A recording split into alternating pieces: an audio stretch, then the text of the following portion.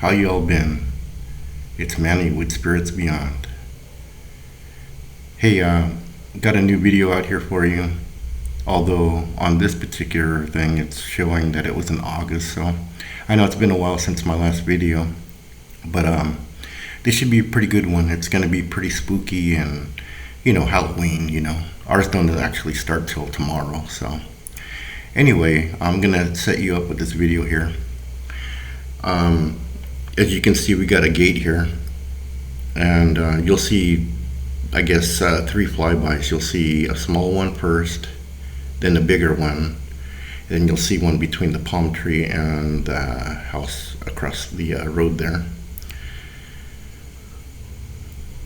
And what I want you to do is pay particular attention to the gate, because there is something that appears there. And I'll just explain everything once it actually pops up here.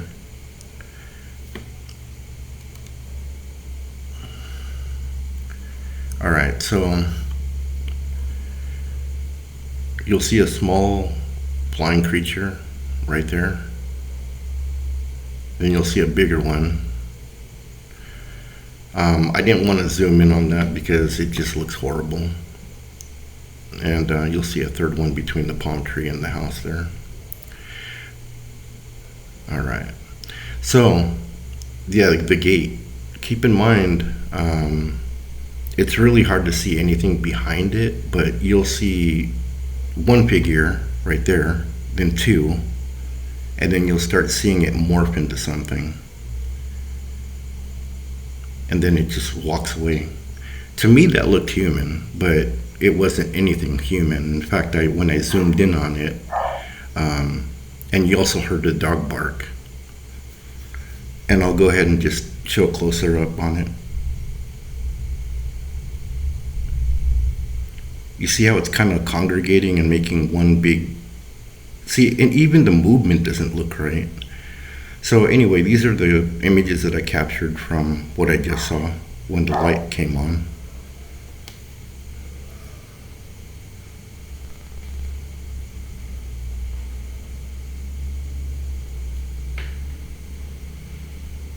It's almost like 10 different creatures until it got to the middle of the gate and started forming one big huge creature. I'm glad I didn't actually see what the hell this thing looked like, because it was starting to get big. In fact, there's a little screenshot of what looks like the outline of what it was supposed to form. Although it does look pretty terrible. And it looks distorted, but you can get the gist of what that might have been.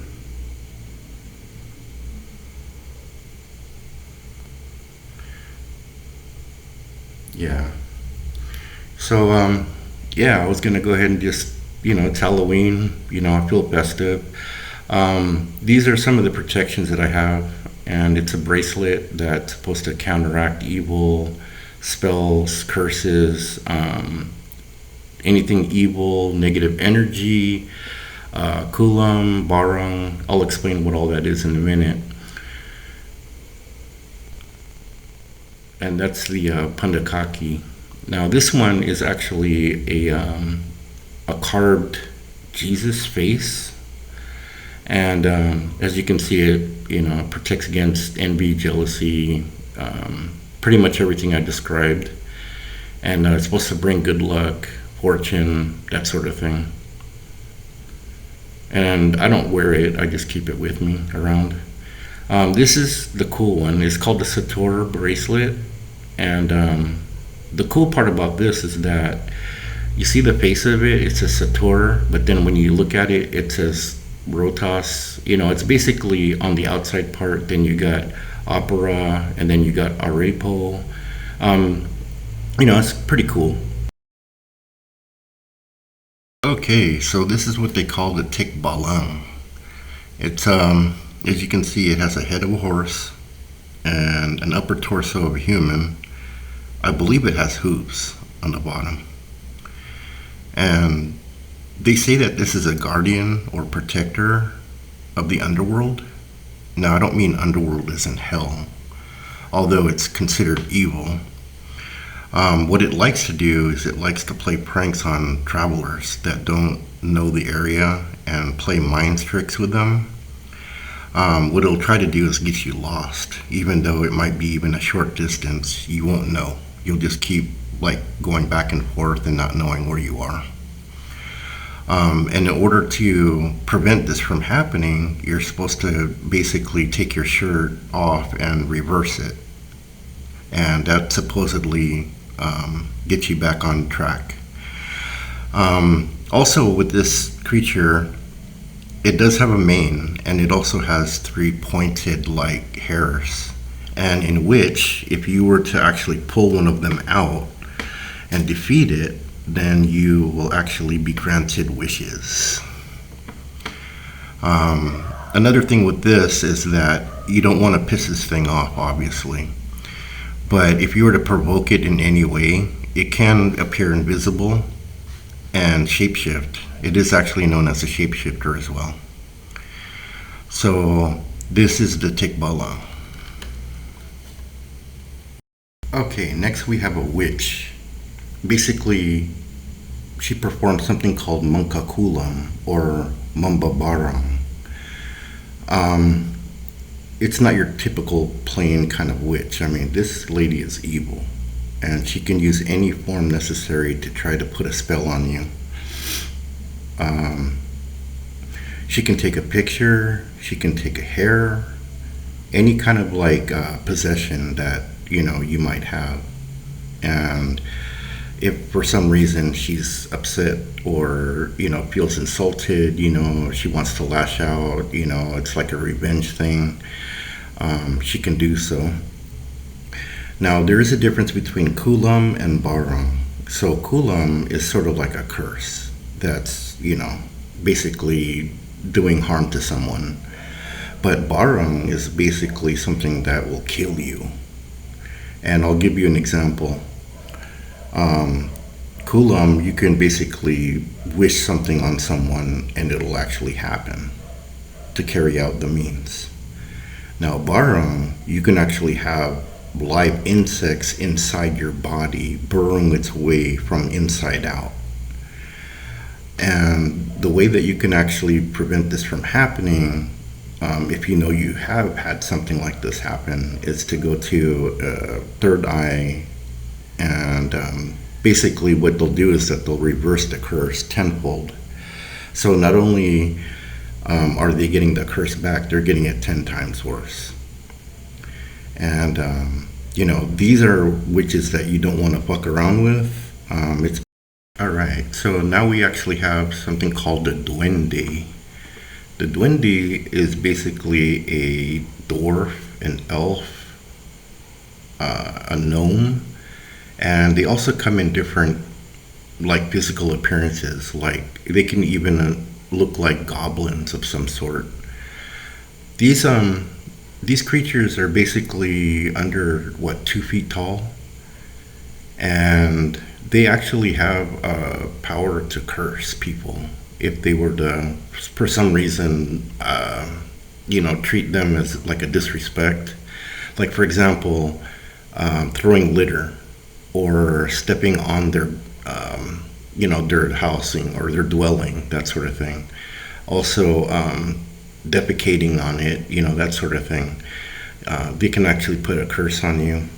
Now I would say most Filipinos, they know about this type of creature. So before they would do something like that, they would say something called tabi tabi po, and that basically is like an excuse, kind of like excuse me for doing what I did, but please don't put a curse on me, kind of thing. So yeah, another way that you can actually get around the curse if they were to put one on you is to actually go see a third eye, because obviously a hospital won't be able to know what's wrong with you. They'll just tell you, well, you're ill, and that's it. But a third eye will actually know. Not only will the third eye know, they can probably put a mental vision into your brain so that you can actually see at the same exact time and place that it occurred. Okay, so this is a Capri, and It's sort of like a Filipino version of a Bigfoot, and they are sort of pranksters too. In fact, they want you to notice them, and basically they know you're gonna freak out, so you'll run away. They're huge. They're usually between 8 and 11 feet tall. They usually smoke tobacco out of a pipe, although I've heard of cigars as well. They're hairy. They hunch over like a large branch and big, huge red eyes, even though it's not depicted on this particular picture. But yeah, so Capris are pretty much docile. They're pretty much on their own and they don't really try to interfere with people, but they do try to let you know that they're there. Alright, so this is gonna be the spooky images enhanced because these are images that were caught on camera that I used as a screenshot and more or less kind of doctored it up a little bit. I didn't change anything as far as the actual image, it's just more contrast, brightness, adding a little color to it, but you'll be able to see like this right here. I swear I see a Manananggal here, and it's just pure as day. It's the best that I can get as far as an actual image, but look at this thing. I mean, you see a half-bodied flying creature, which is a Manananggal. You see the intestines from the bottom of the torso, which is half-bodied. You got the wings, and if you look at it really close, you can actually see a like a baby or a mini Sigbin on her chest. And then if you look even lower, you see a breast. Now, next to that, dead center, I swear I see two eyes and a face that's kind of slanted a little bit. And I think kind of like on the bottom right, I believe that that could be a face of like an adult Sigbin, although it could just be, you know, trails of like a small intestine and a larger intestine. Now look at this right here. I know it's really distorted, but you can actually see more or less the same thing. You see the two breasts, you see the intestine hanging out, you see it in full wingspan. Now notice there's a face on here on the bottom left. You see the teeth on that thing? And the two eyes with the nose? I mean, come on, you guys don't see that? For real? This is a Sigbin that I caught when the gate was open across the road on that house that's in front. And I believe this is an adult Sigbin. It's kind of hard to see it, it's really choppy, and I'm sorry for it, but that's the best I can do as far as like recreating that image. But you see the long ears, you see the kangaroo-like face, and you know, the long tail whip. Now this, I have to say, is probably the worst one of them all. I actually think and believe that this is actually a cursed screenshot of some sort of minions. I don't know exactly what, but the top one looks like a jester. The middle looks like almost like two different figures or creatures. One looks like a fox, one looks like a jackal. And the bottom right, who knows, it looks kind of like an ogre or, you know, something. Now the weird thing about this is that I've tried about 100 times to save this file, and every time I do, it gets either distorted or the format's not right and I can't reopen it. This happened within a flash. I mean, if you would have blinked, you wouldn't have seen this. Now, it actually goes from this particular image that was created out of just thin air. But I was able to catch something really, really intriguing. Now, these three came and on the right side of the screen. And also to bear in mind that you see the barbed wire here? On the opposite side of that, it's at least 10 feet tall. So it's not like they're standing, they're floating. Now, this is interesting too because those 3 or 4 creatures turned into this. And I want to call this, you know how like fairies have fairy dust? I swear that I'm going to go ahead and just call this straight up like demon dust. And I believe that the images that you're seeing right now are actually cursed. And I don't mean to just say that just to freak people out, but I seriously think,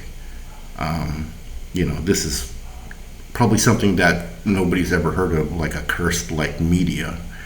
But I believe this is. As far as the camera that actually I used to record this with, I don't even touch anymore. It's sitting outside. It's probably gonna stay there, and it's just one of those things. And I believe, and I know this for sure, is that some of the screens that I got with the Manananggal actually contains these sort of particles. I believe it's using something like this to either camouflage itself or to mask itself from actually being seen. But yeah, I already have a few different cameras now, so that won't deter me from doing what I'm doing. Kind of like pellets, like wax pellets. And the idea is to melt it all down. And, you got to get everything kind of separate unless it includes it in the kit. But I kind of got creative. I decided to go with skulls and a pyramid just to try it out. And it actually was kind of fun, although it does take a little while to get all the materials. I even got scented stuff like fragrance oils and wicks and different types of resin, so different colors that you can use. I don't know how many times you can reheat the thing to get it melted and then put into the mold, but this is a skull. This mold is right next to it. There, you can see it a lot better there. Now this is kind of like my first attempt, so I'm not looking for any kind of trophies or anything like that. I'm not winning any contests or, something, but yeah, his nose got kind of like melted off. So yeah, you can kind of see it's kind of a process, but I can get better at it.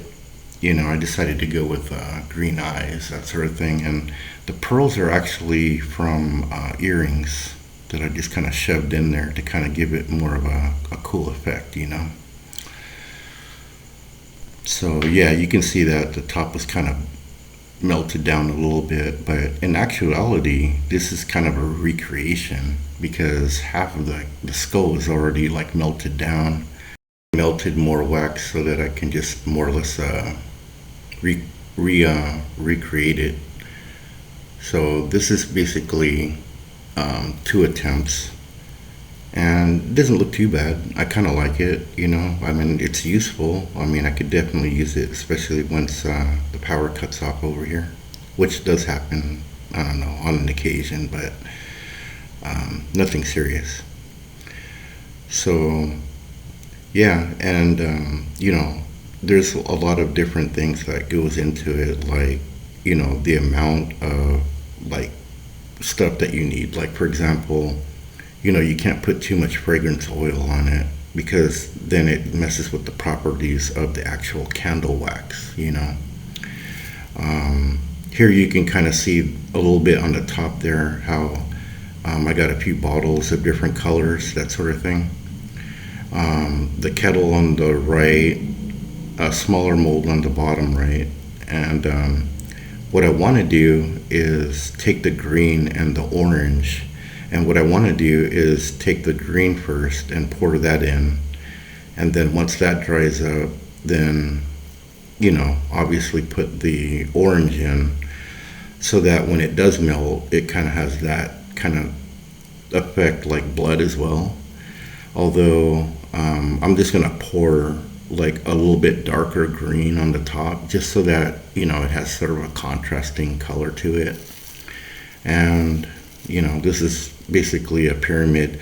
Now I did this purposely just because I didn't want the point on top, because if I do, when it melts, it'll just run off the side. So kind of cut out that top point. Haven't used it yet, obviously, but once it does burn through, it'll just go straight down rather than on the side. So yeah, anyway, that's pretty much it for the video. I do want to say thank you very much for everybody that's been, supporting and just, checking out the videos. And I do want to wish you guys a happy Halloween. And, take care of yourselves, have fun,